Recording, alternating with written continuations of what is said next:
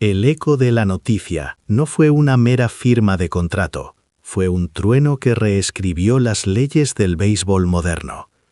Juan Soto, el fenómeno que había revolucionado el Bronx en una sola temporada, no había esperado al mercado abierto, ni había sucumbido a los cantos de sirena de ofertas superiores a los $500 millones de San Francisco o los Mets.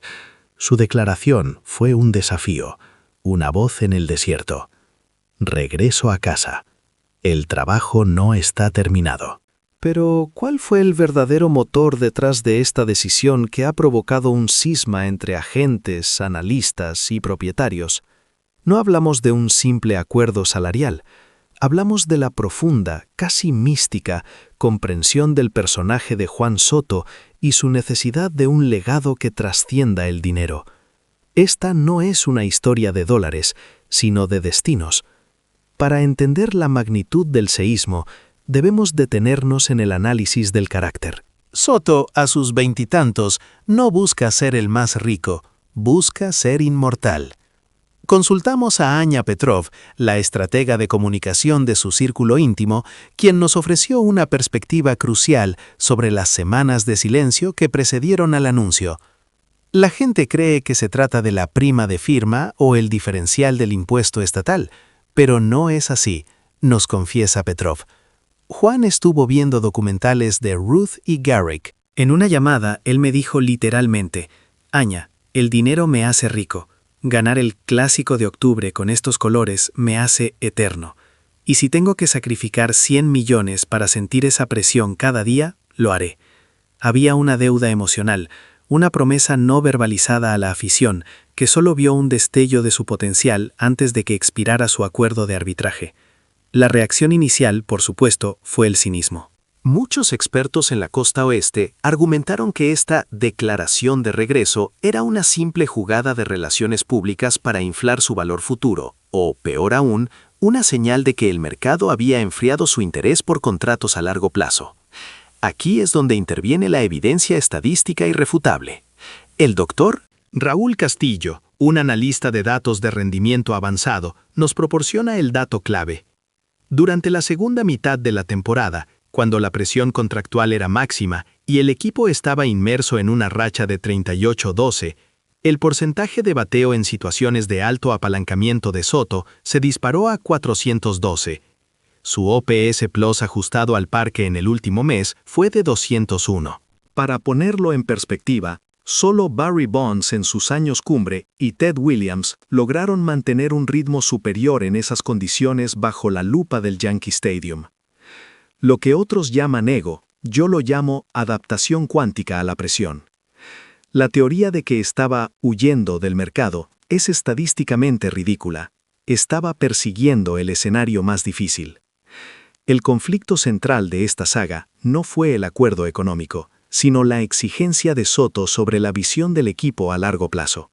La negociación no se estancó en cuánto le pagarían, sino en qué haría el equipo para garantizar que esa inmortalidad fuera posible. El punto de inflexión ocurrió en una reunión secreta, donde Soto no pidió cláusulas de no cambio ni opciones de jugador. Pidió un compromiso simbólico. Un compromiso que demostrara a toda la organización que la cultura del suficiente había terminado. La tensión fue palpable, llegando a un clímax dramático. El gerente general Brian Cashman se negaba a ceder a demandas simbólicas, argumentando que la historia no se compra con gestos vacíos. La negociación estaba a punto de colapsar, y la declaración pública de Soto parecía ser solo una promesa vacía destinada a romperse. Pero entonces, en un giro narrativo que nadie, absolutamente nadie anticipó, intervino el manager Mendoza.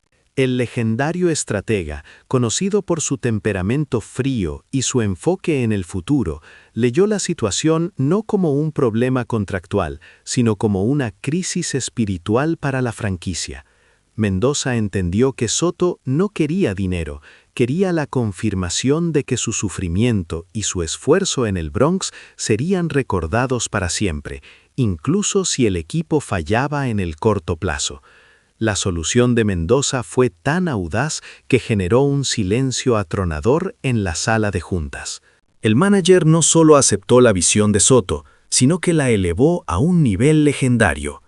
Y aquí viene el anuncio que dejó al mundo del béisbol paralizado, la resolución al misterio y la razón última de la declaración de Soto. El manager Mendoza anunció que, independientemente de la duración del contrato final de Soto, la camiseta número 22, el número que Soto había elegido al llegar, sería retirada y considerada permanentemente fuera de circulación a partir del día en que se oficializara el acuerdo a largo plazo. Pero ese no fue el shock.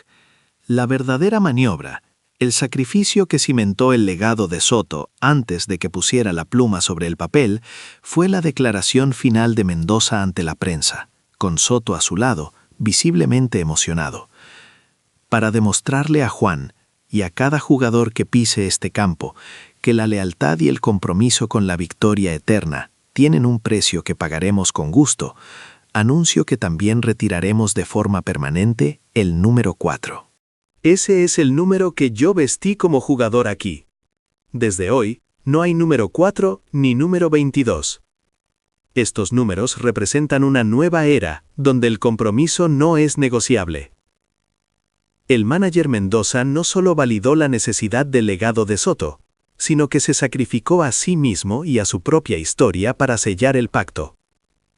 Ese gesto, el retiro de su propio número en un acto de devoción total a la visión de la franquicia y a la inmortalidad del nuevo líder, fue el gancho que Juan Soto estaba buscando. No solo regresó a casa, regresó sabiendo que su lugar en la historia estaba garantizado, por la palabra de un líder que se había convertido en leyenda viviente ante sus propios ojos. Ese es el análisis profundo del personaje de Juan Soto, un hombre que usó su inmenso valor de mercado no para acumular riqueza, sino para forzar la creación de su propia estatua.